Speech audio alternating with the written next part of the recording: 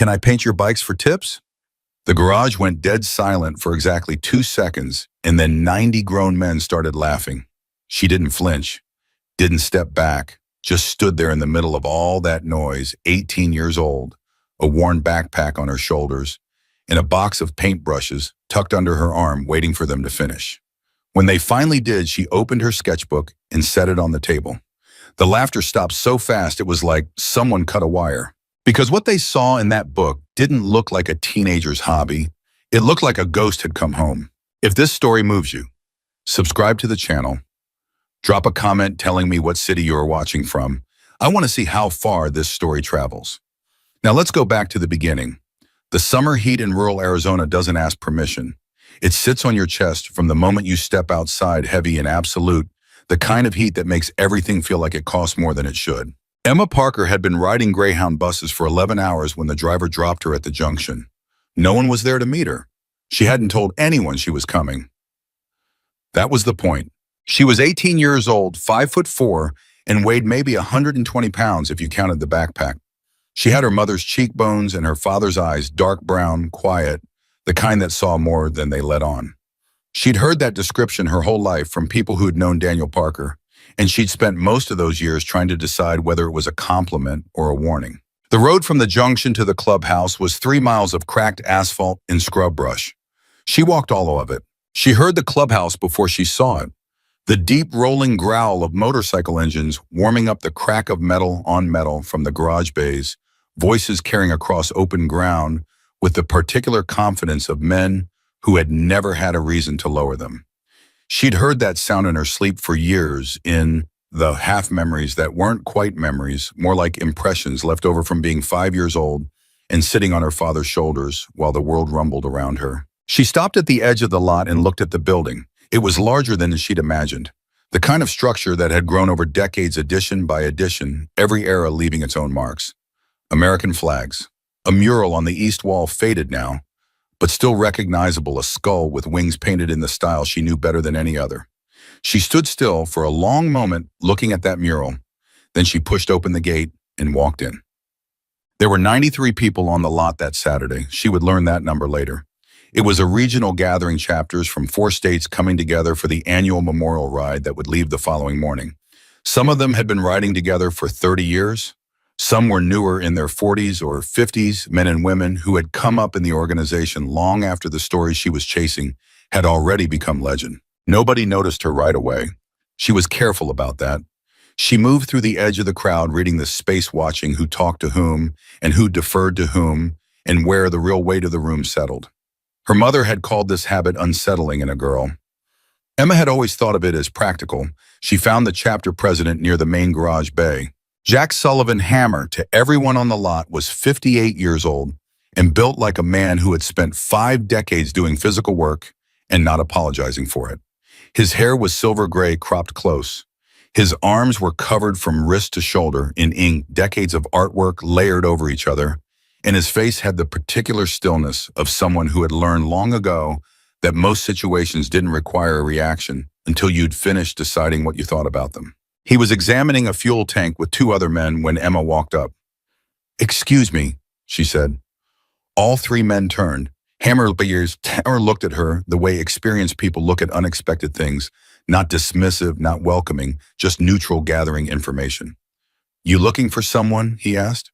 "I'm looking for work," Emma said. "I paint motorcycles. I was wondering if anyone here needed custom work done." She paused. "I work for tips." The 2 men on either side of Hammer exchanged a glance. One of them, a thick-shouldered man in his 40s named Deke, started smiling. "Sweetheart," Deke said, "half the people in this lot have been painting bikes since before you were born." "I know," Emma said. "I'm not trying to compete with them. I'm asking if there's work." Hammer still hadn't changed his expression. "What kind of work?" "Any kind. Tanks, fenders, helmets.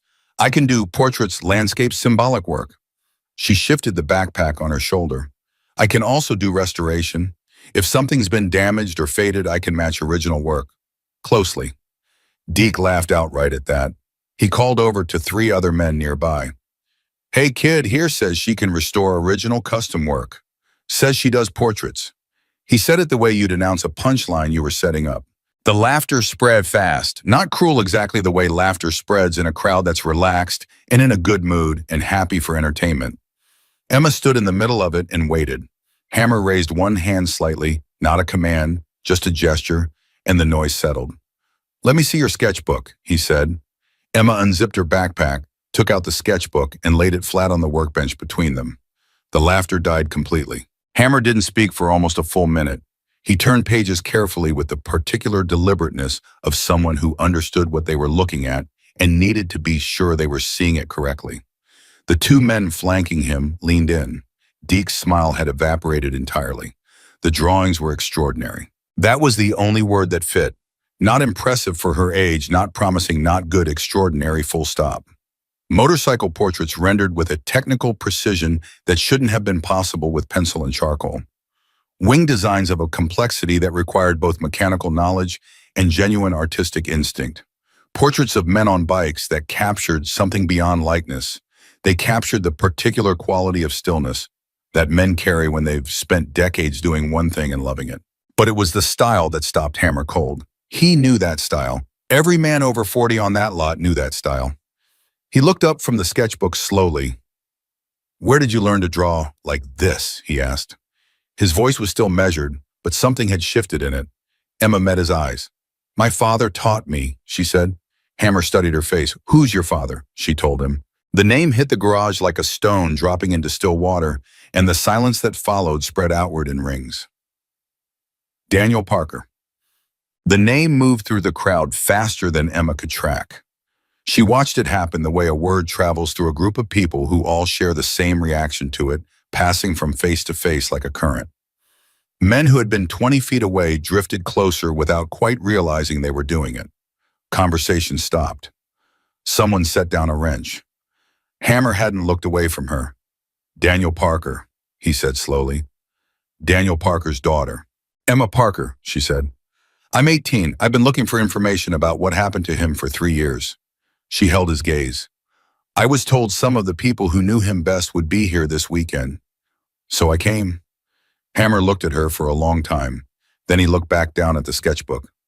"Where's your mother?" he asked. "Tucson. She doesn't know I'm here." "She know about this?" He gestured at the sketchbook. "The drawings. Yes. The trip, no." Something that might have been the beginning of a smile crossed Hammer's face and then disappeared. He closed the sketchbook carefully and pushed it back across the workbench toward her. "Can you do tanks?" he said. "Yes." "You ever done a full custom job? Not sketches, actual paint on metal?" "Since I was 12, Emma said. "I've done 47 bikes. I have photographs if you want to see them." Hammer was quiet for a moment. Then he turned to Deke. "Pull the old Sportster out of the back," he said. "The bare one." Deke stared at him. "Hammer." "The bare one," Hammer repeated.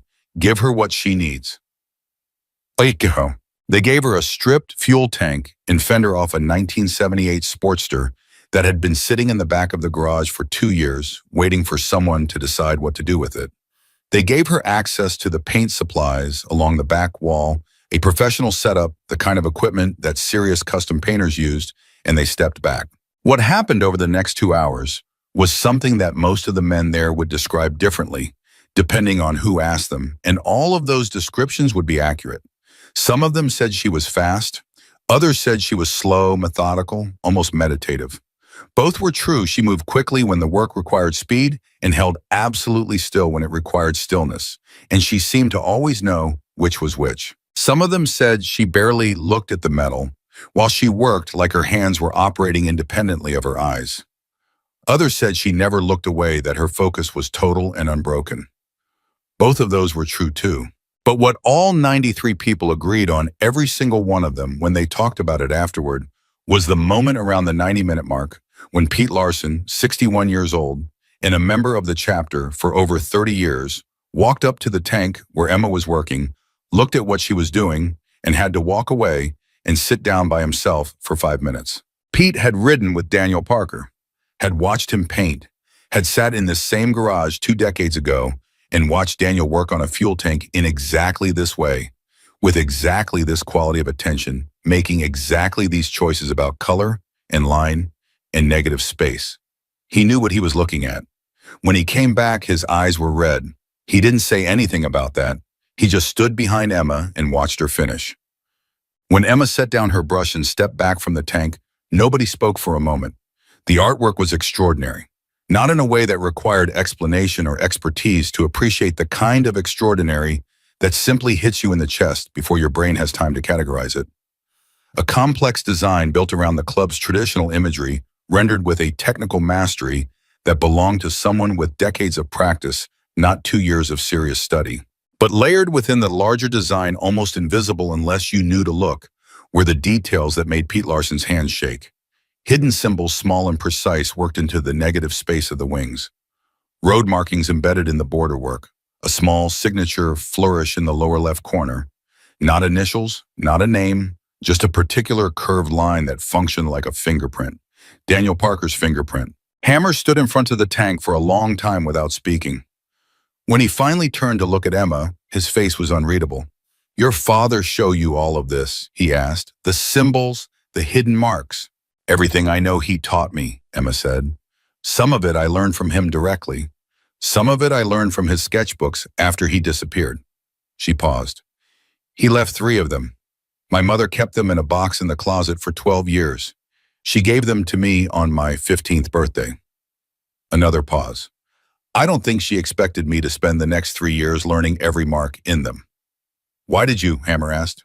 Emma considered the question, not in a way that suggested she didn't know the answer, more like she was deciding how much of the answer to give. "Because he was my father," she finally said, "and because I wanted to understand what he was trying to say. Not just in the paintings, in everything." She looked at the fuel tank.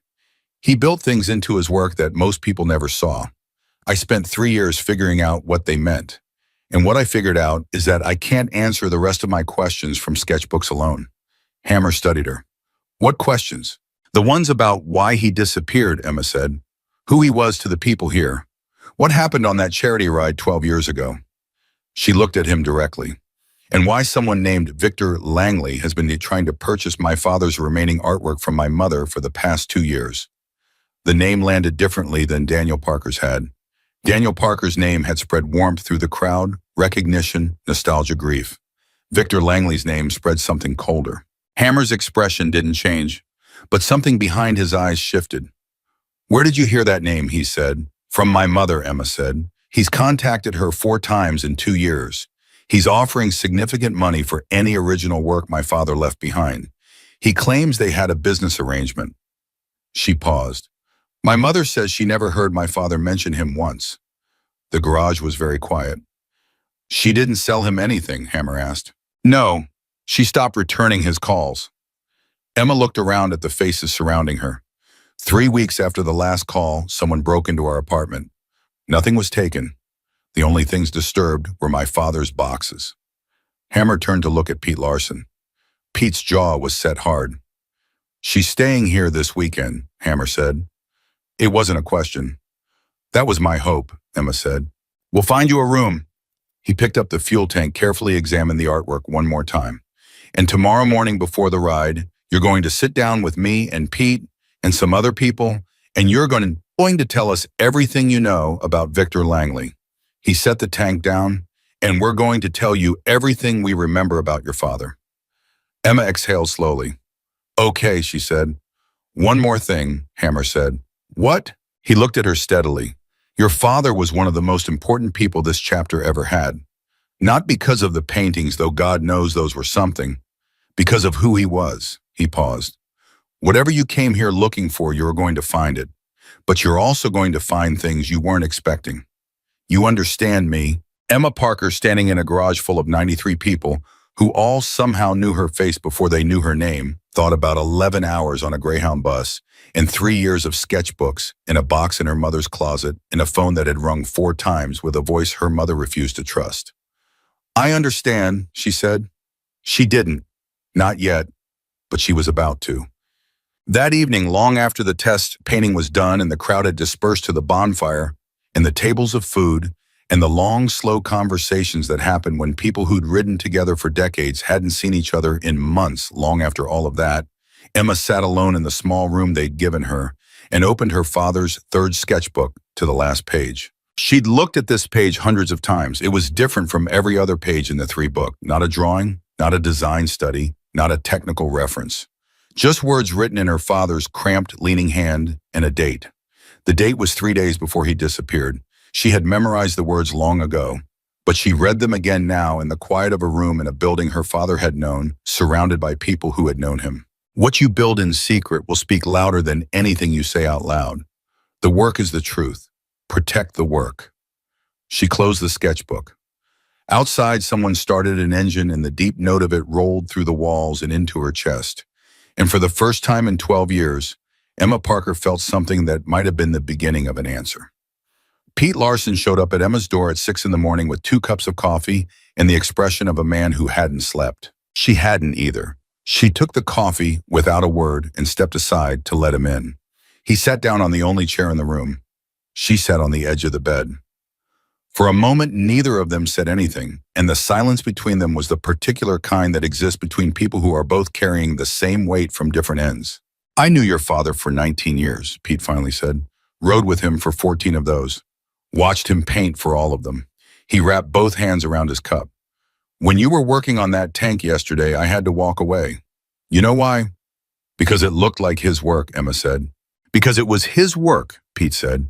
"Not similar, not influenced. The exact same hand, the same decisions, the same instincts." He shook his head slowly. "I've been doing this a long time. I know what imitation looks like." That wasn't imitation. Emma looked down at her coffee. "He used to let me sit beside him when I was little. I don't remember most of it clearly. I was 3, 4 years old. But I remember the smell of the paint and the sound of the brushes and watching his hands move." She paused. "My mother used to say I absorbed things I didn't even know I was absorbing." "She's right," Pete said. "That's exactly what happened." He was quiet for a moment. "What did she tell you about why he disappeared?" "That he went on a charity ride and didn't come back. That the police investigated for 6 months, found nothing. That the chapter looked for him for years." Emma lifted her eyes. "And that she never believed the official version of what happened." Pete's jaw tightened. "Neither did we." The morning meeting Hammer had promised happened in the back office, a room with a long table, too many chairs and walls covered in photographs and maps and the accumulated paperwork of an organization that had been running for decades. 7 people gathered. Emma was the youngest by at least 25 years. Hammer sat at the head of the table. Pete sat to his left. To his right was a woman named Rosa, mid-50s, with sharp eyes and the efficient movements of someone who ran things. She was the chapter's financial officer and had been since before Daniel Parker disappeared. Beside her were 3 senior members whose names Emma recorded carefully: Carl, Jimmy, Bev. And at the far end, saying nothing, just watching, was a man introduced only as Dutch, who had apparently been present at every significant event in the chapter's history for the past 35 years and remembered all of them. "Tell us about Langley," Hammer said. "Everything." Emma laid it out clearly, the way she'd organized it in her head over 3 years. Victor Langley, 62 years old, based in Phoenix. Construction and real estate money mostly, but with fingers in several other industries, including event promotion and charitable fundraising. A public profile built around philanthropy, hospital wings, scholarship funds, community programs. The kind of man who got his photograph taken at galas and had his name on buildings. The first contact with her mother had come 2 years ago, a letter on professional stationery offering to purchase any original artwork created by Daniel Parker. The offer was generous, more than generous actually, the kind of number that signaled the buyer wanted something specific and wanted it quietly. Her mother had ignored it. The second and third contacts were phone calls. Polite, persistent, escalating, slightly in urgency each time. Still professional, still offering money, still claiming a prior business arrangement with Daniel that entitled Langley to first consideration on any remaining work. "What business arrangement?" Rosa asked sharply. "He never specified," Emma said. "My mother asked directly on the second call.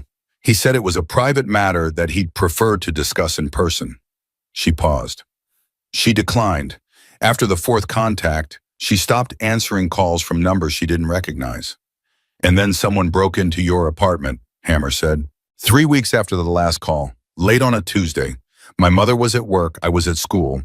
Whoever it was got in through the kitchen window, went through three specific areas: my father's storage boxes, the desk where my mother keeps paperwork, and my room. Emma's voice stayed steady, but her hands tightened around the coffee cup. They didn't take anything. No electronics, no cash, nothing obvious. Just went through those areas and left. They were looking for something, Rosa said. It wasn't a question. The paintings, Dutch said. It was the first word he'd spoken. Everyone at the table looked at him. He was looking at Emma. Your father's remaining original work. They wanted to know if you had it and where it was. That's what I think, Emma said. What I don't know is why those specific paintings would be worth that level of risk to someone like Langley. The table was quiet. Then Pete said, "Tell her about the charity ride." Hammer looked at Pete for a moment. Then he looked at Emma. "The ride Daniel disappeared from," he said. "It was organized to raise money for veterans' families. 3 days, 4 states, 22 riders. Daniel went with them as the chapter's representative." He stopped. "They raised a significant amount. I won't give you the exact number, but it was substantial corporate donations. Private donors, ticket sales for events along the route. The funds were supposed to go to 2 veterans support organizations." "Supposed to," Emma said. "They went somewhere, but there were questions afterward about how much actually reached the organizations." Hammer's voice was carefully controlled. "The discrepancy was significant enough that some of our people started asking hard questions. Daniel was one of them." He paused. "He disappeared 4 days after he told Pete he had found something he needed to document." Emma sat very still. "He said he needed to document it." "Those were his exact words," Pete said. "I've gone over that conversation in my head 10,000 times. He said, 'Pete, I found something and I need to document it the right way before I do anything else.' I asked him what that meant. He said, 'You know what it means. You know how I document things.'" The room understood what that meant. Emma understood what that meant. Her father documented things the way artists document things. Not in writing, not in files that could be deleted or taken. In paint, in work, hidden in plain sight within images that only someone who knew how to look would be able to read. "Nobody found anything afterward?" Emma asked. "In his studio, in his belongings?" "We went through everything," Rosa said. "His studio had been cleared out. Not robbed, cleared out professionally, carefully. His tools were still there, his reference materials, everything that was clearly his personal property. But the canvases, the finished and unfinished work, most of it was gone." She paused. "We assumed it had been taken by whoever was responsible. We assumed whatever evidence he documented was gone with it." "Most of it," Emma said carefully. Rosa looked at her. "What do you know?" "I don't know anything yet," Emma said. "But Langley is still looking for something, which means he doesn't have everything." She looked around the table. "Which means whatever my father documented most carefully, the most important thing is still somewhere he hasn't found it." Carl, who had been silent until now, leaned forward. He was 65, the oldest person in the room, and he had the deliberate quality of someone who chose every word. "There's a storage unit," he said. "Old facility out on Route 9, about 12 miles from here. Daniel rented it for years, kept overflow work there, reference materials, things he wasn't currently using. When he disappeared, we paid the rent on it for 2 years, hoping he'd come back." He glanced at Hammer. "After 2 years, we let it go." "What happened to the contents?" Emma asked.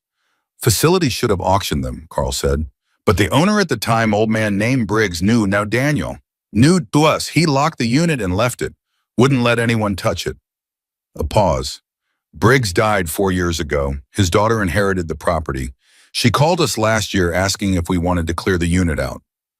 Carl looked at Emma steadily. "We hadn't gotten around to it." The room was very still. "Take me there today," Emma said. Hammer looked at her. "The ride leaves tomorrow morning." "After the ride," Emma said. "Oh boy. Or before, whenever you can, but I need to see that unit." Hammer nodded once. "After the ride." The memorial ride left at 9 the next morning, 91 bikes rolling out in formation, the sound of them filling the air for miles before they cleared the county. Emma rode in the support vehicle with Rosa, who spent the first hour of the drive saying nothing, and the second hour asking questions that were really statements in disguise, the kind of probing that accomplished people use when they want to understand someone without appearing to interrogate them. Rosa had known Daniel Parker for 15 years. She talked about him the way people talk about Someone whose absence has left a shape in the room that nothing else has ever quite filled. Precise, specific without sentimentality, but underneath the precision, Emma could hear something that was very close to grief. He used to bring you here sometimes, Rosa said. When you were small, 3, 4 years old, your mother would drop you both off on Saturday mornings, and he'd spend the day working, and you'd sit under the work table drawing on whatever paper he gave you. She glanced sideways at Emma. You don't remember? Not clearly. I remember the feeling of it more than the specific moments. You drew a picture of a dog once and showed it to your father, and he told you the proportions were off in the hind legs, and you cried for about 30 seconds, and then you drew it again. Rosa's voice had something in it. He kept that second drawing. I saw it pinned above his workstation for months. Emma said nothing. She was looking out the window at the passing landscape, but her jaw was tight. He talked about you constantly, Rosa said. What you were learning, what you were curious about, what made you laugh. He used to say you were going to be a better artist than him because you had his eye, but your mother's patience and patience was the thing he had always struggled with. She paused. When he disappeared, it wasn't just losing a brother. It was losing someone who was building something with his daughter. That made it worse. For all of us. Emma turned from the window. Did you believe he was dead? Rosa considered the question seriously. For the first few years, no. We believed he was in danger, hiding that he'd surface when it was safe. After 5 years, most people shifted. After 10, it's hard to hold on to hope for 10 years. She paused. But I never believed he simply fell off a road somewhere and nobody found a trace of him. That story never sat right. It didn't sit right with my mother either. Your mother, Rosa said carefully, is either the strongest woman I've never met or the most stubborn.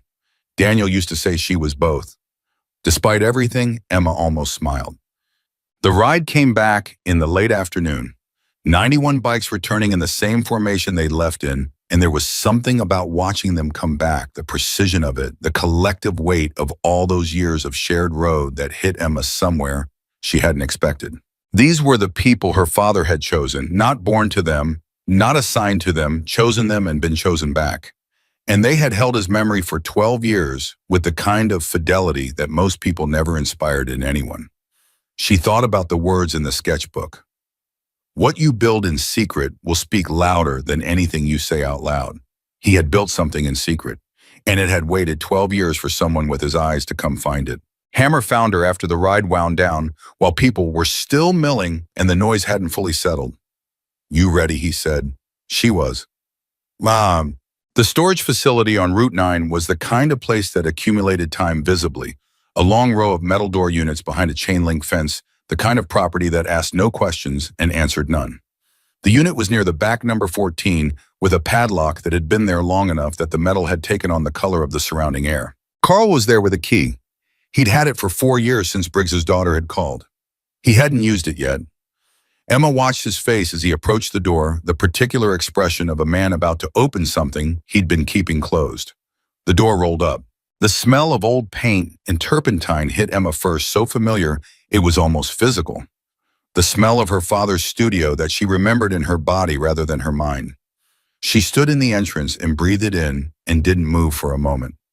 Take your time, Hammer said quietly beside her. She stepped inside. The unit was densely stacked, years of a working artist's overflow, organized with the particular logic of someone who knew exactly where everything was and expected to come back for it. Reference book supply boxes, wooden crates sealed with hardware cloth, and along the back wall, stacked in flat storage racks, canvases. Dozens of them. Emma moved through the space methodically, the way her father had taught her to assess a collection, not grabbing, not rushing, reading the surfaces for information before touching anything. Most of the canvases were work she recognized from descriptions in his sketchbooks, studies, experiments, work in progress. She was halfway through the 4th rack when she stopped. Her hand was resting on the edge of a canvas that felt different, heavier, rolled rather than stretched and wrapped in a second layer of oilcloth that had been tied with the particular double knot her father used for work he wanted to protect from humidity. She looked at it for a long moment without moving. What is it? Pete said from behind her. I don't know yet, Emma said. She carefully moved the surrounding canvases to give herself room and lifted the wrapped roll free of the rack.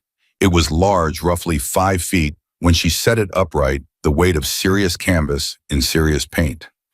She untied the oilcloth with steady hands, though her heart was not steady, and unwrapped it slowly. She had to clear a space on the floor to unroll it. Hammer and Pete and Carl stood behind her, and the four of them watched the painting reveal itself in sections as the canvas unrolled. At first, it looked like an accident scene. A motorcycle crash rendered in Daniel Parker's unmistakable hand, the dark expressionism he used for serious work, the way he made paint carry emotional weight that had nothing to do with beauty. The scene was chaotic, violent, real in the way that only first-hand witness creates. And then the faces. Emma stopped unrolling. In the center of the canvas, among the chaos of the crash scene, Daniel had painted 3 faces with photographic clarity. Not impressionistic, not abstracted portrait-level accuracy, the kind that could only come from someone who had seen those faces clearly and remembered them exactly. One of those faces Emma had never seen before. One of them she had seen on the television news during a Phoenix charity gala 6 months ago. One of them she had seen on professional stationery at the top of a letter her mother had showed her 2 years ago. Victor Langley. Her hands were shaking. She made herself finish unrolling the canvas. The lower section of the painting was different from the upper. Not the crash scene, but something denser layered the kind of visual complexity her father used when he was building information into work. Dates rendered as part of the design. Numbers worked into the border. And actual text small and precise, woven into the negative space of the composition in a way that required knowing it was there to find it. Emma leaned close and began to read. She read for a long time. Behind her, nobody spoke. When she finally sat back on her heels, the unit was very quiet. She could hear the distant sound of the highway, the settling of the metal walls around them. "What does it say?" Hammer asked. His voice was careful, the voice of someone who had been waiting 12 years for this moment and was now trying not to break it with the wrong word. Emma looked up at him. Her eyes were dry. Her voice was steady. She had decided somewhere in the past 3 minutes that she was not going to fall apart in this unit, that she was going to hold herself together long enough to say what needed to be said. "My father didn't disappear," she said. "He was run off the road. The crash in this painting, this is the crash. He survived it at least initially, and he had enough time to document what he'd found." She looked back at the canvas, the charity funds he traced where they went. Langley was running a diversion scheme through the fundraising events, pulling money into shell accounts before it reached the veterans organizations. "My father figured out the mechanism, got documentation of specific transactions, and hid it in this painting." She paused. "And the 3 faces in the scene, these are the 3 men who ran him off the road." The silence in the unit was absolute. "One of them is Victor Langley," Pete said. He'd been reading over her shoulder. "One of them is Victor Langley," Emma confirmed. Carl had his phone out. His hands were completely still. "I'm calling the attorney," he said. Hammer was looking at the canvas with an expression that Emma had no name for: grief and fury, and something that looked like resolution, all of it at once, none of it canceling the others out. He looked at Emma, and his voice, when it came, was very quiet. "Your father knew someone would find this eventually," he said. "He built it so that the right person would find it." Emma looked at the painting, at the faces her father had recorded with his artist's precision, at the hidden text he'd woven into the composition, at the 12 years of patience encoded in oil and canvas. "He built it for me," she said. "He just didn't know it would take this long." Outside the storage unit, the sun was going down over the Arizona desert, and somewhere on a highway 12 years in the past, a man who had known someone who would come looking had left the most important thing he ever painted in the only safe place he could think of. His daughter was home. Carl made 3 phone calls in the parking lot of that storage facility, and by the time he finished the 3rd one, the temperature of everything had changed. The chapter's attorney was a man named Gerald Hoyt, 60 years old, former federal prosecutor, the kind of lawyer who had seen enough of the world that almost nothing surprised him anymore. Almost. When Carl described the contents of the rolled canvas, Hoyt went quiet for long enough that Carl had to ask if he was still on the line. "I'm here," Hoyt said. "Don't touch anything else in that unit. Don't photograph the canvas on personal devices. Don't discuss the specifics outside of people you trust completely." A pause. "I'll be there by tomorrow morning." Carl relayed this to the group standing around the open unit. Nobody argued. Hammer had the padlock back on the door within 10 minutes, and they drove back to the clubhouse in the kind of silence that follows moments when the shape of a situation has permanently changed. Emma sat in the backseat of Hammer's truck and held herself very still. Her hands were in her lap. She wasn't looking out the window. She was doing the thing she did when she needed to process something too large to process quickly. She was sorting it the way her father had taught her to sort a complex composition, breaking it into components, understanding each piece before trying to see the whole. Her father had been murdered. That was the piece she kept returning to. Not disappeared, not lost, murdered or as close to it as made no practical difference by men who needed the evidence he'd gathered to stay hidden. He had survived the crash long enough to reach the storage unit she was certain of, that now reading the timeline he'd encoded in the painting, and he had left everything behind in the most durable form he knew. And then he had not survived whatever came after. She didn't cry. She had done her crying in private in stages over 3 years of slowly understanding what the sketchbooks were telling her. What she felt now was something different, harder and quieter and more purposeful. When they got back to the clubhouse, Hammer sat down next to her at the long table in the main room and said, "Are you all right?" "I need to call my mother," Emma said. He nodded and gave her space. She walked outside and dined, and her mother picked up on the second ring, the particular quick pickup that meant she'd been waiting. "Mom," Emma said. "Emma!" Her mother's voice was tight. "Where are you? You told me you were going to a friend's. I called Sarah, and you weren't." "I'm at the chapter in Arizona," Emma said. "I'm safe. I'm with people who knew Dad." Silence. "Mom." "I'm here," her mother said. The tightness in her voice had shifted into something more complex. "Tell me," Emma told her. Not everything, not the details that Hoyt had said to keep close, but the shape of it. The storage unit, the painting, what the painting documented, what the painting proved. Her mother listened without interrupting. When Emma finished, there was a long pause. "He knew," her mother finally said. Her voice was very quiet. "He knew what he'd found was dangerous. The week before the ride, he was different. Careful. He kept saying things like he was checking off items in his head." Her voice broke slightly on the last word and then steadied. "He told me once I think I always knew what he meant and refused to think about it directly. He said that some things had to be said the right way to last long enough. I didn't know what he meant." "He meant the paintings," Emma said. "Yes," a pause. "Emma, be careful. Langley has resources and he's been patient for 12 years. A man who waits 12 years for something isn't going to give up because an 18-year-old girl found it first." "I know," Emma said. "I mean it. Don't be heroic. Let the people around you help you." Emma looked back at the lit windows of the clubhouse at the silhouettes of people moving inside. "I think I have the right people around me," she said. "Your father thought so too," her mother said softly. "He was right about that, at least." After she hung up, Emma stood outside for a few minutes, and the night air of the Arizona desert pressed against her, warm and dry and indifferent, and she thought about a man who had built his most important truth into a painting and hidden it in a storage unit 12 miles from the people who would eventually help his daughter understand it. She went back inside. Gerald Hoyt arrived at 7 the next morning in a charcoal gray suit that looked aggressively out of place in the clubhouse parking lot. He was compact, precise, with silver-rimmed glasses and the careful eyes of someone who read everything, including people, before responding. He shook Emma's hand with both of his and held it for a moment. "Your father," he said, "was one of the most principled people I ever met. I want you to know that before we start." "You knew him?" Emma asked, surprised. "He did some artwork for my daughter's quinceañera years ago," Hoyt said. "We had dinner a few times after that. He never told me what he was documenting. I wish he had, but I always knew he was someone who took evidence seriously." He released her hand. "Let's go look at this painting." They went back to the unit with a professional photographer Hoyt had brought, a forensic art consultant named Dr. Yi, who worked primarily with insurance companies and courts, and 2 people from a law firm Hoyt had contacted the night before.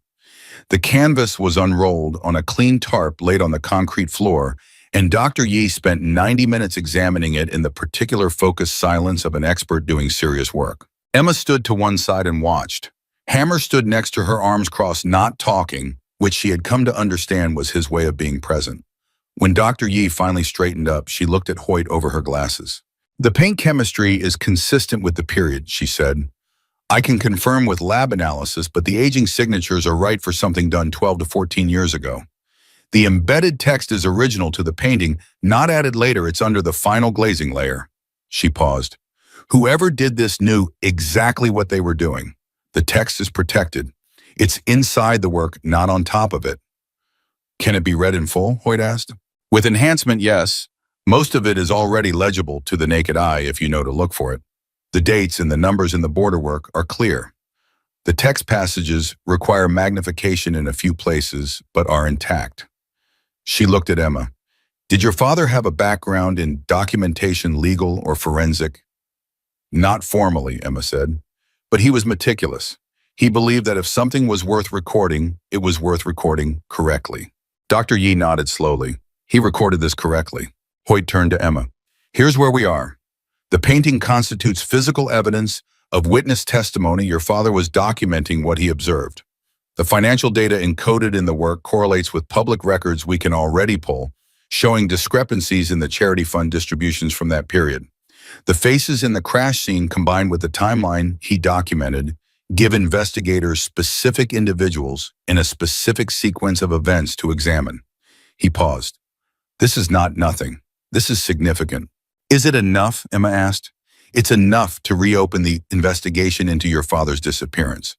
It's enough to initiate an inquiry into Langley's financial activities from that period. Whether it's enough for prosecution depends on what investigators find when they start pulling threads. He looked at her steadily. But Emma, this is 12-year-old evidence. Langley has had 12 years to cover his tracks. This is a beginning, not an ending. Emma absorbed that. What do we do now? Now, Hoyt said, we do this the right way, completely by the book, so that nothing Langley's attorneys can say later undermines the integrity of what your father left behind. He looked at Hammer. And now Victor Langley finds out he's been looking in the wrong places for 12 years. What happened next happened fast, and then slower, and then fast again, the rhythm of legal and institutional processes that Emma had no previous experience with and had to learn on the fly while simultaneously dealing with everything else. Within 48 hours of Hoyt's examination, two things happened that changed the temperature again. First, a forensic accounting firm Hoyt retained pulled 3 years of public financial records related to the charity events Langley had organized during that period and found irregularities significant enough that their preliminary report used the word systematic. Second, a retired state investigator named Ray Bowen, who had worked the original case of Daniel Parker's disappearance and had always believed the official closure was premature, called Hoyt's office the morning after Hoyt reached out to him. I kept a personal file, Bowen said when Hoyt put him on speaker, in the clubhouse office with Emma and Hammer present. When a case gets closed in a way that doesn't sit right, you keep a file. I've had the Parker file in my garage for 11 years. His voice was the voice of a man releasing something he'd been holding for a long time. There was a witness, a gas station attendant on Route 9 who told us he saw a motorcycle go off the road and saw a second vehicle, a dark SUV, stop and then leave fast. His statement was in the initial report, and then it wasn't. Someone pulled it. The room went very still. Someone pulled the witness statement from the official record, Hammer said. Not a question. From the official record, Bowen confirmed. I kept my own copy. I always kept my own copy. A pause. The witness's description of the SUV make partial plate matches a vehicle registered to a holding company that Langley used during that period. Another pause. I know what it looks like. I've known for 11 years. Emma felt the floor shift under her in a way that had nothing to do with physics. Her father hadn't just been killed because he'd found evidence. He'd been killed, and then the evidence of his killing had been buried, and the man responsible had spent 12 years attending charity galas and having his name put on buildings. She pressed her hands flat on the table in front of her and breathed. Mr. Bowen, she said, her voice was completely steady. I want to thank you for keeping that file. A long pause from the other end of the line. Miss Parker, I'm sorry it took this long for it to matter, Bowen said. I'm sorry I couldn't do more when it would have made a difference. You kept the truth, Emma said. That made a difference. My father would have understood that. After the call ended, the room was quiet for a moment. Then Hammer said, Langley's going to find out we have the painting.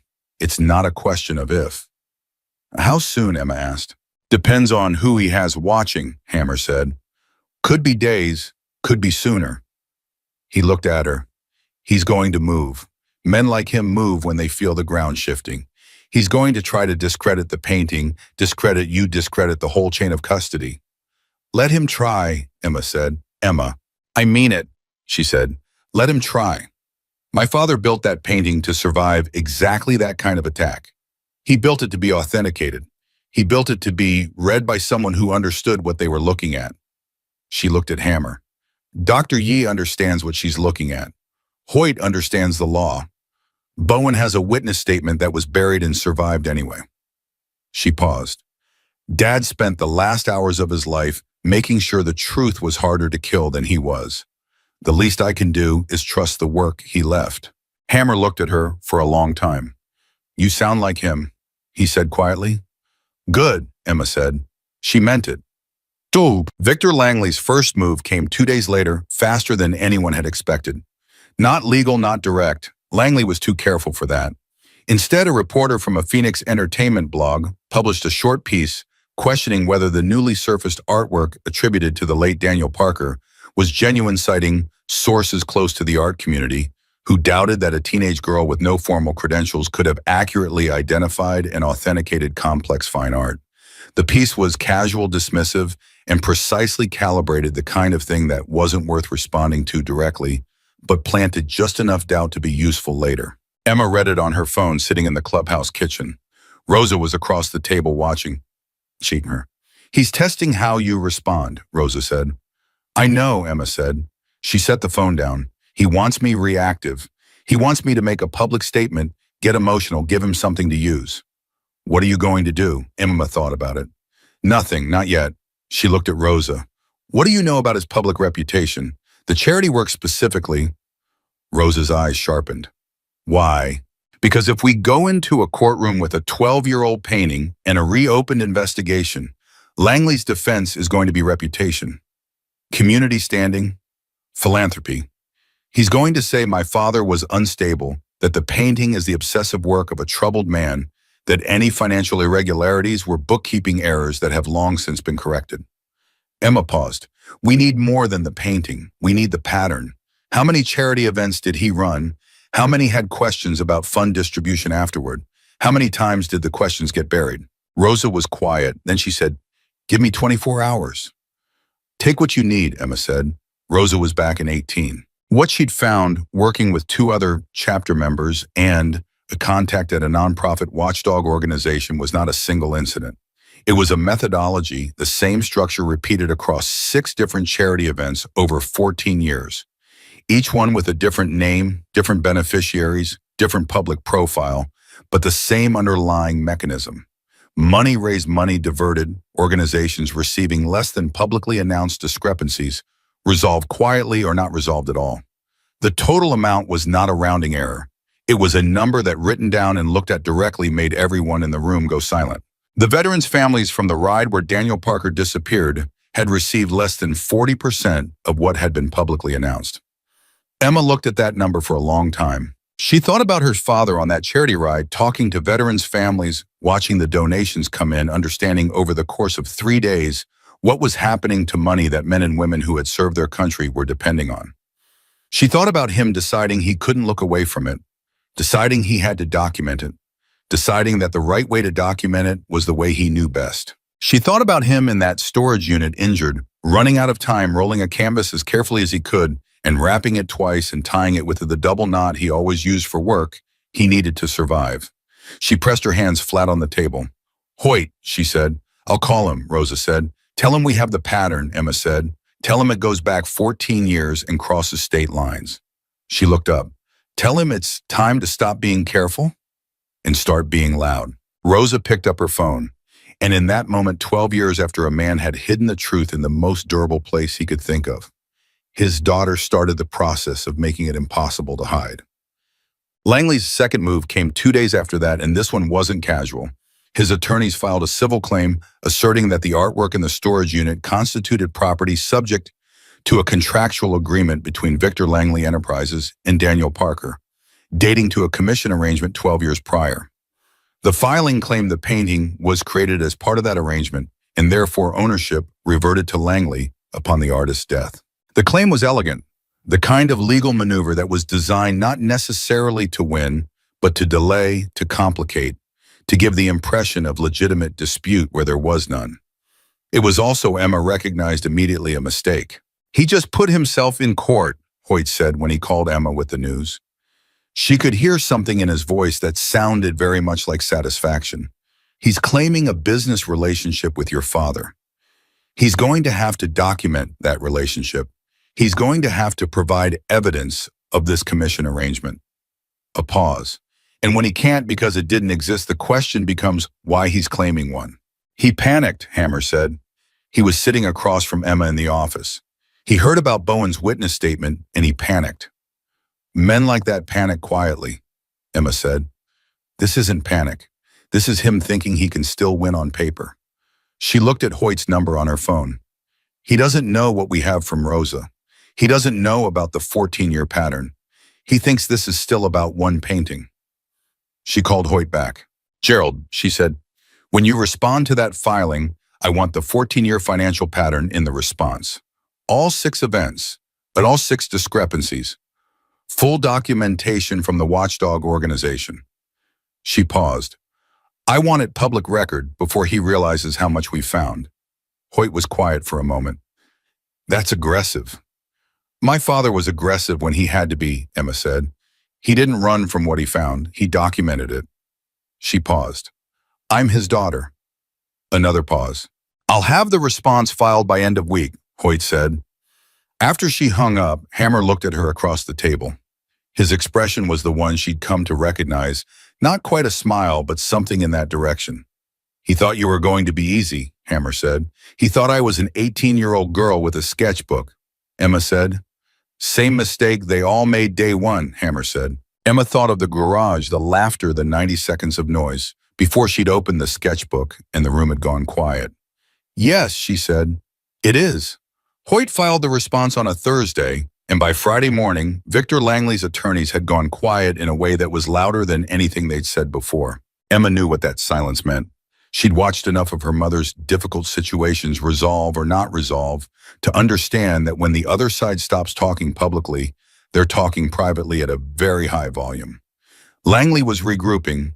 He was reading the 14-year financial pattern that Hoyt had entered into public record, and he was understanding for the first time the full shape of what had been assembled against him. She was eating breakfast in the clubhouse kitchen when Hammer came in and set his phone on the table in front of her.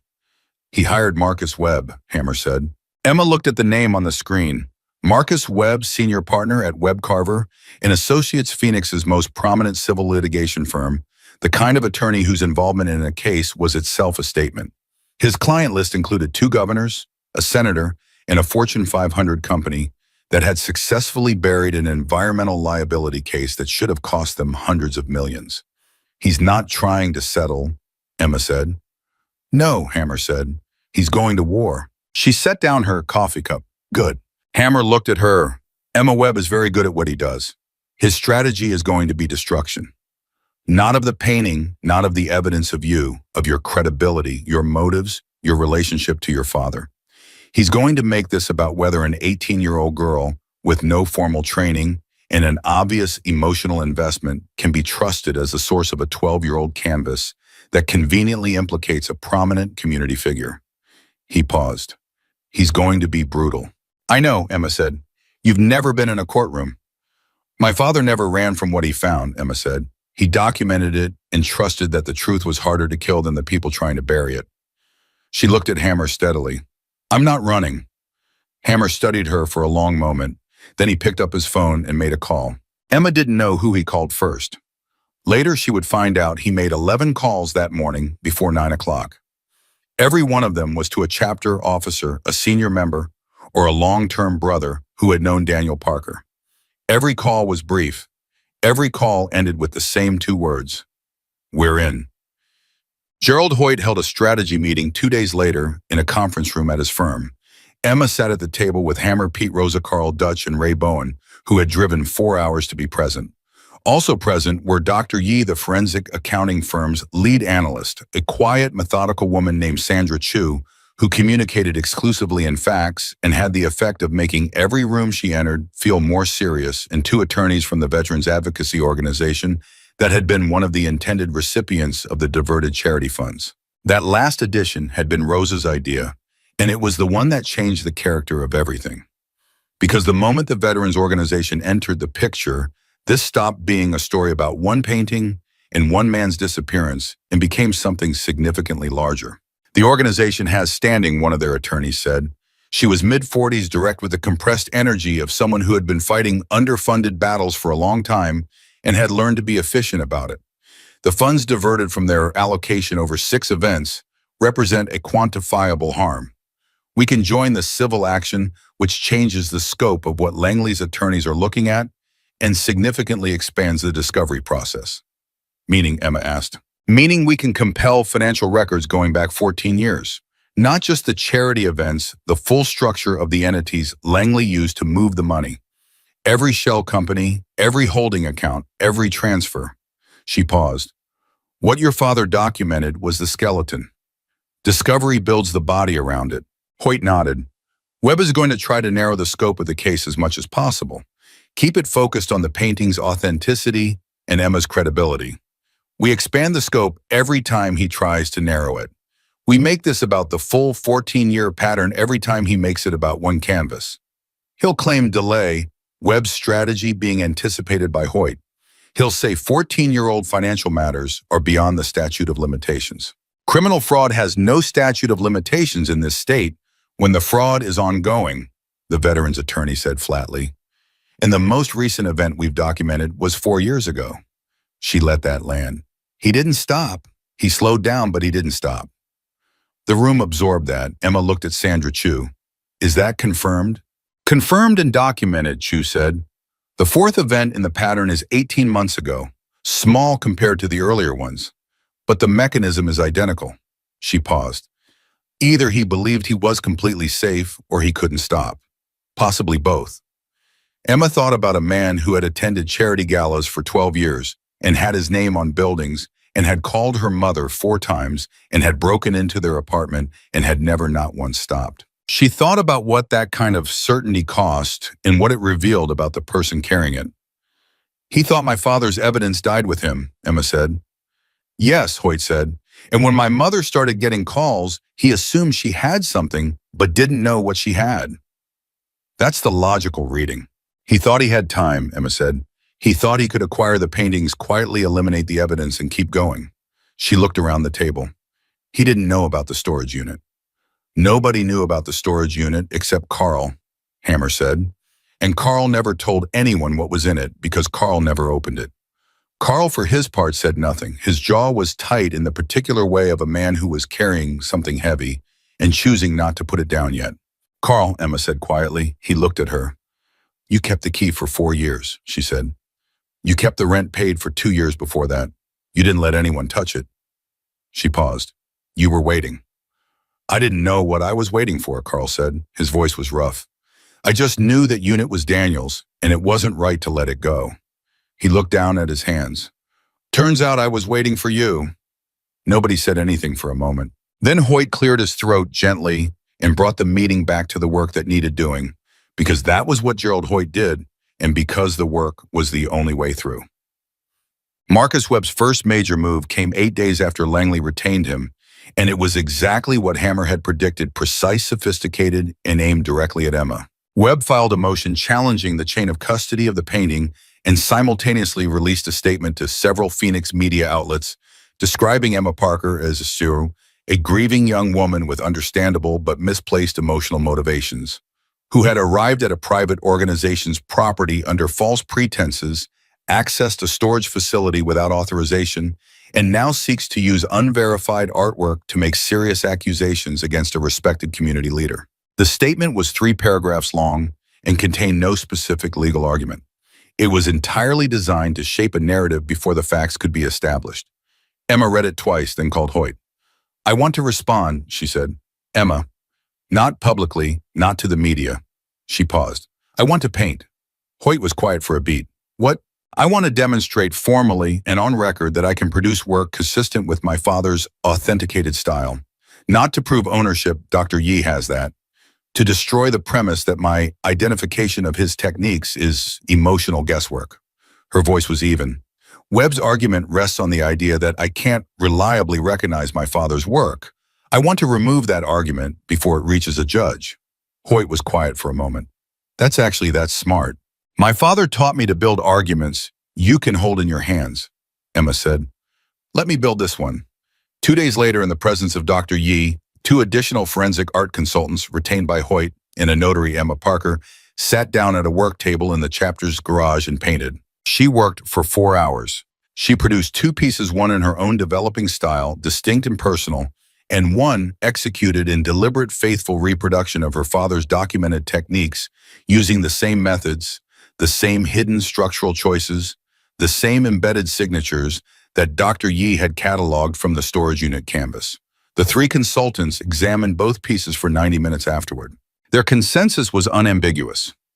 The second piece demonstrated not merely familiarity with Daniel Parker's methods, but deep structural understanding of them, the kind of knowledge that could only come from years of direct instruction and study. It was not forgery, it was inheritance.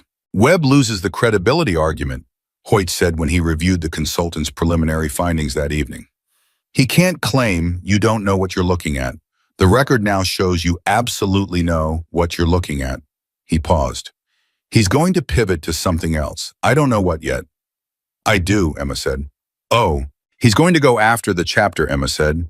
He's going to argue that Hammer and the others influenced my identification, that the environment I was brought into was inherently biased, that 90 people who love my father aren't capable of objective assessment of evidence connected to his death. She paused. It's the only move he has left that doesn't require him to directly attack the painting's authenticity, which he can't do because Dr. Yi's analysis is bulletproof. Hoyt was quiet. That's a reasonable prediction. It's what I'd do if I were him and desperate, Emma said. You think he's desperate? Emma thought about 14 years of carefully constructed public philanthropy. She thought about 4 phone calls to her mother and a broken window and a dark SUV on Route 9 12 years ago. He's been desperate since the moment my father decided not to look away, she said. He just got very good at not showing it. Webb's pivot came exactly as Emma had anticipated, and it came with a speed that confirmed Hoyt's read that Langley was operating from something close to panic, dressed as strategy. The new filing argued that the so-called evidence had been handled, interpreted, and promoted exclusively by members of an organization with a documented adversarial history whose interest in implicating Victor Langley was not evidentiary but personal and retaliatory. It named Hammer specifically. It named Pete. It made careful reference to the chapter's history in a way that was legally precise and publicly damaging, not alleging specific crimes, just invoking associations, letting the reader's assumptions do the work. Emma was in the main room when Hammer read the filing on his phone. She watched his face.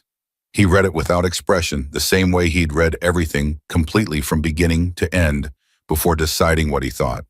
When he finished, he set the phone down on the table and looked at her. He named you too, Hammer said. At the end, as someone who came to this property seeking the chapter's support for a personal grievance. I know, Emma said. She'd read it on Hoyt's forwarded copy 30 minutes earlier. He's trying to make us look like we manufactured this. He's trying to make the jury or the judge or the public, whoever's listening, see 90 bikers and an emotional teenager instead of witnesses and evidence, Emma said. He's betting that the picture in people's heads is louder than the facts. Hammer was quiet.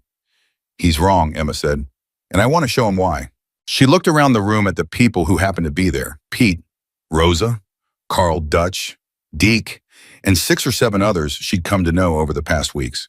People who had ridden together for decades, who had kept a storage unit locked out of loyalty, who had kept a key for 4 years because letting go didn't feel right. I want every person in this chapter who knew my father to be willing to testify, she said. Not about the painting, about him, who he was, what he stood for, why they trusted him. I want the court to see that the people vouching for this evidence aren't a gang with a grudge, they're witnesses to a man's character. She paused. Webb wants the jury to see a stereotype. I want them to see the truth. That's asking a lot, Pete said carefully. Some of our people don't love courtrooms. I know, Emma said. I'm asking anyway.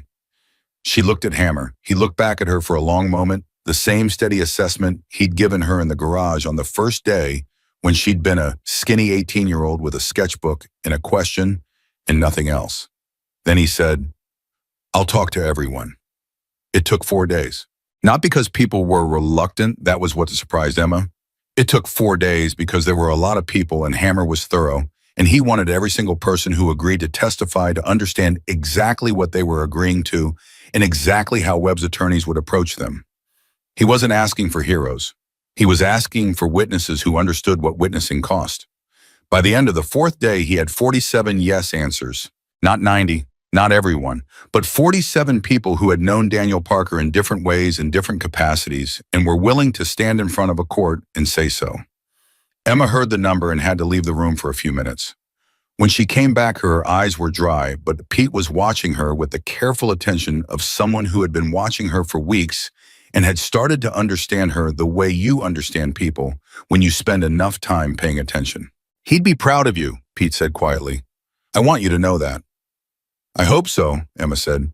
"I know so," Pete said, "because what you're doing the way you're doing it, it's exactly what he would have done. He always said that the answer to a lie is never louder noise. It's cleaner truth." He paused. "You're building cleaner truth, every day, piece by piece. That's him. That's exactly him in you." Emma sat with that for a moment. "Pete," she said, "the Saturday mornings when he used to bring me here. When I was little. You were here for those, most of them," Pete said. "What was he like on those mornings specifically? Not the artist, not the chapter member." She paused. "The father." Pete looked at her for a long time. His eyes were soft in the way that old grief makes eyes soft when something finally gives it permission to surface. "He was the most present person I've ever seen with a child," Pete said slowly. "Some people are with their kids, and you can tell a part of them is somewhere else, not him. When you were there, everything else stopped. He'd be in the middle of a complex piece of work, and you'd wander over and touch something, and instead of getting frustrated, he'd just stop. Explain it, show you, watch your face while you tried to understand it." He paused. "He used to say watching you learn something was better than finishing the work." Emma's jaw was tight. "He used to say you were going to do something with it that he hadn't imagined yet," Pete said. "He didn't know what it was, but he was certain." She pressed her hands flat on the table in front of her, the same gesture she'd been making for weeks, when things became too large to hold any other way. "He was right," she said quietly. "He just didn't know it was going to be this." Shyam. The preliminary hearing was scheduled for a Thursday morning 6 weeks after Emma had walked into the garage with a sketchbook and a box of paintbrushes. The night before, she sat at the work table in the garage alone, the same bench where she'd done the test painting, where 93 people had watched her hands move and gone quiet, and she painted. Not for evidence, not for the court, not for anyone who would ever see it. She painted her father's hands. From memory, from the impression of them she'd carried since she was 4 years old. Large, capable hands, paint-stained at the knuckles, holding a brush with the particular relaxed confidence of someone who had made peace with their instrument long ago. She worked for 3 hours. When she finished, she sat back and looked at what she'd made. It was the best thing she'd ever painted. Not technically, she'd done more technically demanding work, but in terms of what it carried, what it held, what it said about the person looking at it and the person being looked at, it was the best thing she'd ever made. She carefully set it aside to dry. Then she went to bed because tomorrow was going to be a long day, and Daniel Parker had taught her that rest was part of the work, and she was in every way that mattered her father's daughter. The courthouse parking lot at 7:30 in the morning was quiet. Hoyt was already inside with his team. The Veterans Organization attorneys were meeting in a coffee shop 2 blocks away. Ray Bowen had driven up the night before and was staying at a motel on the edge of town. Emma arrived with Hammer and Pete and Rosa in Hammer's truck. When they walked into the courthouse, the man at the security desk looked at Hammer, took in the vest, the patches, the silver hair, and then looked at Emma and then looked back at the parking lot behind them. Because the parking lot was filling up. 47 motorcycles arriving in groups of 3 and 4 and 5, pulling into the courthouse parking lot with the unhurried precision of people who had ridden together for decades and knew how to arrive somewhere with collective weight. Not loud, not aggressive, not a demonstration, just people who had known Daniel Parker coming to say so. The security guard looked at Hammer. "They're with her," Hammer said, nodding toward Emma. Emma walked through the metal detector and straightened her jacket and looked at the hallway ahead of her. Somewhere in this building, Victor Langley and Marcus Webb were preparing to argue that the truth her father had hidden in a rolled canvas was too old, too complicated, and too connected to unreliable sources to deserve the court's serious attention. She thought of her father's words in the sketchbook. "What you build in secret will speak louder than anything you say out loud. The work is the truth. Protect the work." She had protected it. Now it was time to let it speak. The preliminary hearing lasted 4 hours, and Marcus Webb was very good at his job. Emma had expected that. What she hadn't fully anticipated was the particular quality of his skill, the way he moved through the courtroom with the unhurried confidence of someone who had won so many times that losing had become theoretically possible but practically abstract. He challenged the chain of custody on the painting with surgical precision. He questioned Dr. Yee's methodology with the kind of targeted technical knowledge that required serious preparation. He made the 14-year financial pattern sound like coincidence stacked on coincidence, each layer individually explainable, the whole thing explicable as the confirmation bias of people who had already decided what they wanted to find. He was professional, controlled, and completely effective at making complexity feel like doubt. Emma sat beside Hoyt and watched and kept her face still and her hands flat on the table in front of her, and did not look at Langley, who sat 15 feet away with the composed expression of a man who had survived difficult rooms before and expected to survive this one. When Webb finished his opening argument, Hoyt leaned close to Emma and said quietly, "He's good." "I know," Emma said. "Still want to do this?" She looked at him. "Did my father stop when it got hard?" Hoyt straightened up and began his response. What Hoyt did over the next 90 minutes was not dramatic. It was methodical, relentless, and airtight. He walked the judge through the forensic authentication timeline with Dr. Yee's analysis as the foundation, then built Sandra Chu's 14-year financial documentation on top of it, then placed Ray Bowen's recovered witness statement at the precise point in the timeline where it did the most damage, not as a dramatic reveal, but as a logical conclusion, the piece that completed a picture already 3/4 assembled. He did not raise his voice once. Webb objected 6 times. The judge sustained 2, overruled 4. When Hoyt sat down, the courtroom was quiet in a way that felt different from the quiet at the beginning. The judge, a woman in her 60s named Carolyn Marsh, who had the particular expression of someone who had been doing this work long enough to recognize the difference between a complicated case and a case someone was trying to make complicated, looked at her notes for a long moment before speaking. "I'm going to allow the civil claim to proceed," she said. "I'm also referring the financial documentation to the State Attorney General's office for review. That's not a determination of guilt. It's an acknowledgement that what's been presented today warrants serious examination by the appropriate authorities." She looked at Webb. "Counsel, your client's ownership claim will be heard on its merits. I'd suggest those merits be substantial." She adjourned the hearing. Webb was already on his phone before he cleared the courtroom door. Langley followed him without looking at anyone, not at Hoyt, not at Emma, not at the 47 people filling the benches behind the bar. He kept his eyes forward, and his pace steady, and his expression neutral, the face of a man performing composure. But Emma had her father's eyes, and what she saw in the half-second when Langley passed the defense table, and his gaze skipped involuntarily toward the canvas photographs in Hoyt's case files, what she saw was not composure. It was fear. She let out a slow breath and felt something release in her chest that had been coiled there for weeks. "That's not over," Hoyt said beside her. "I know," Emma said, "but it's different now." "Very different," Hoyt said, and he almost smiled. So what they said. The Attorney General's office moved faster than anyone expected. That was the first surprise. The second was why. Hoyt called Emma 3 days after the hearing with news she hadn't anticipated. The AG's office had independently and prior to any referral been conducting a preliminary inquiry into Langley's charitable organizations following an unrelated tip from a financial regulator 18 months earlier. The inquiry had stalled for lack of specific documentation. Sandra Chu's 14-year pattern analysis entered into court record and therefore public had provided exactly the framework their investigators needed to understand what they were already looking at. They weren't starting from zero, Hoyt said. They were starting from halfway and didn't know it. We gave them the map. My father gave them the map, Emma said. Yes, Hoyt said. He did. The third surprise came from a direction nobody had seen coming. One of the three men whose faces Daniel Parker had painted into the crash scene, not Langley, one of the others contacted Hoyt's office through a private attorney 4 days after the AG referral became public knowledge.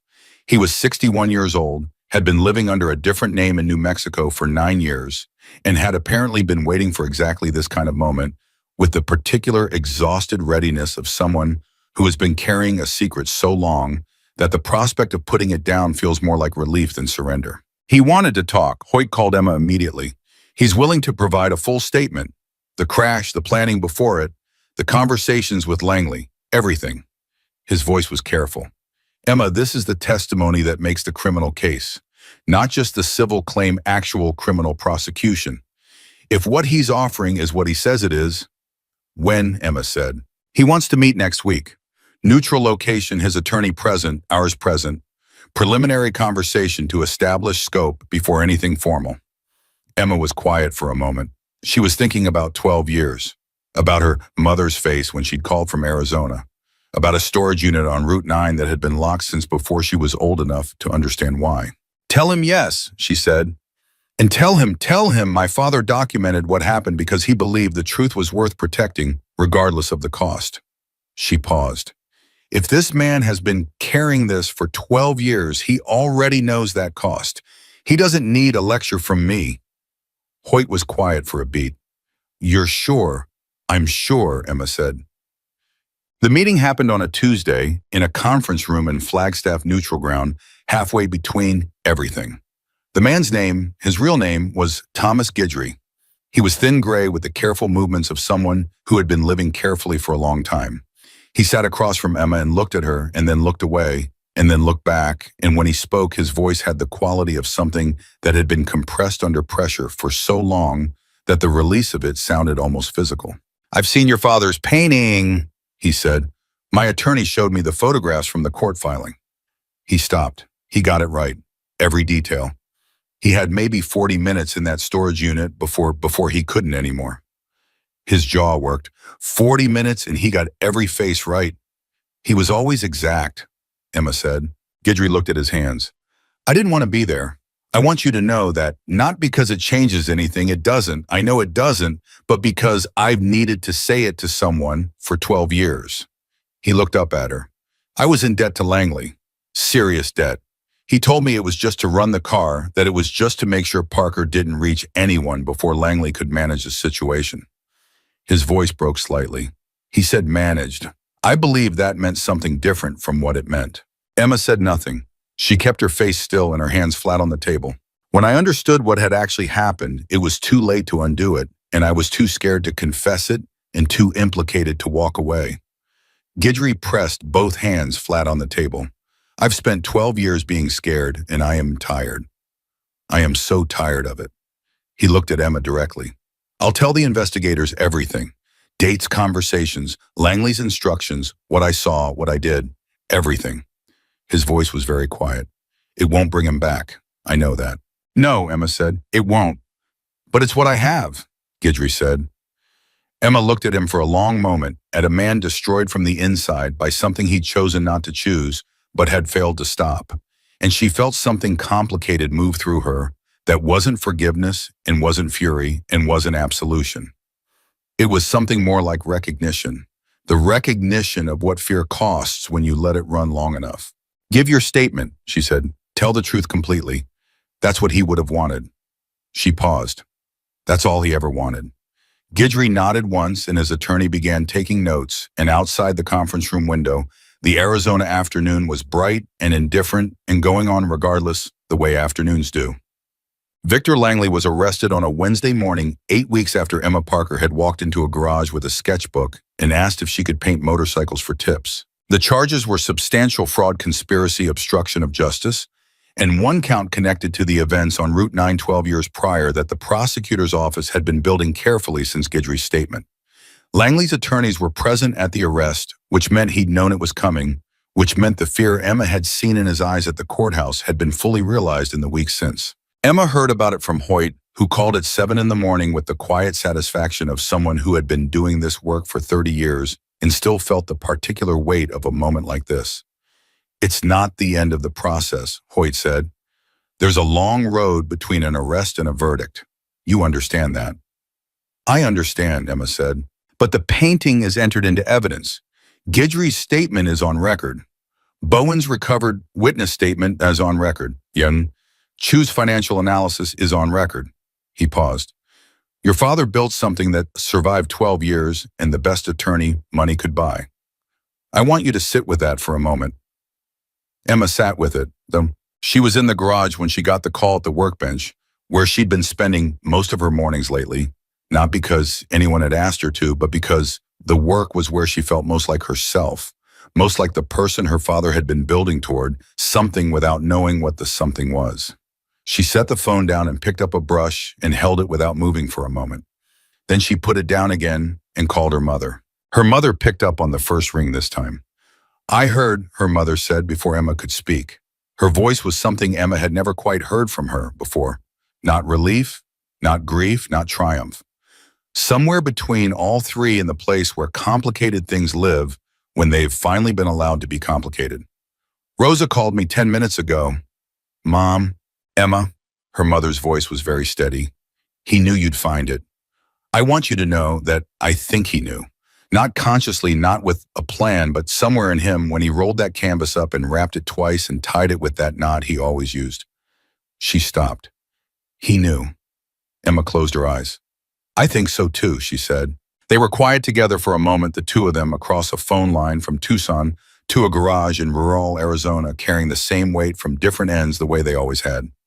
Come home soon, her mother said. Soon, Emma said. There's something I need to do first.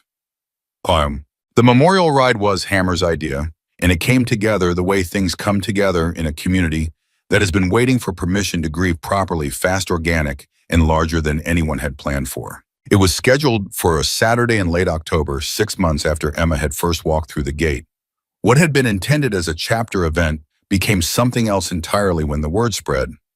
Veterans organizations sent representatives. Former members who had moved to other states called to say they were coming. People who had known Daniel Parker in contexts entirely separate from the chapter customers who'd commissioned work, artists who'd known him from shows and galleries, people from the neighborhood where he'd grown up, appeared at the chapter lot on Saturday morning in numbers that made the parking situation genuinely complicated. Emma moved through all of it with the particular calm that comes after a very long period of sustained focus has finally reached its resolution. She talked to people, shook hands, listened to stories about her father she'd never heard before, received them with the open attention of someone who understood that every story was a piece of a person she was still assembling, still learning, still earning the right to fully know. Pete stayed close to her all morning without being obvious about it the way he'd been doing for months. She'd stopped being surprised by it.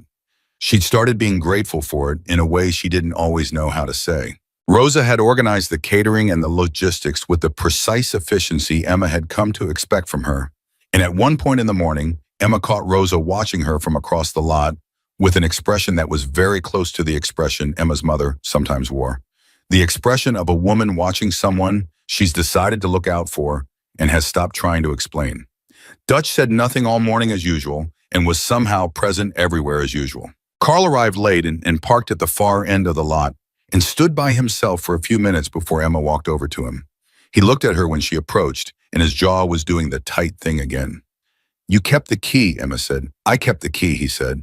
Thank you, Carl. He nodded once, the nod of a man who doesn't trust himself to speak right now, and Emma put her hand briefly on his arm and then moved on because Carl was the kind of person who needed you to know that you understood and then needed you to let him carry it the rest of the way himself. The ride left at noon, 212 motorcycles, the largest gathering the chapter had ever hosted, rolling out in formation with a noise that Emma felt in her sternum and recognized finally and completely as the sound of her earliest memory. She rode in the support vehicle again with Rosa. This time they talked the whole way. Not about the case, not about Langley, not about courts or attorneys or evidence, just about Daniel Parker. Stories Emma hadn't heard, stories Rosa had been holding for years, waiting for the right person to tell them to. By the time the ride came back, Emma knew her father in ways she hadn't known him that morning. That was the gift the day kept giving each person who'd known him.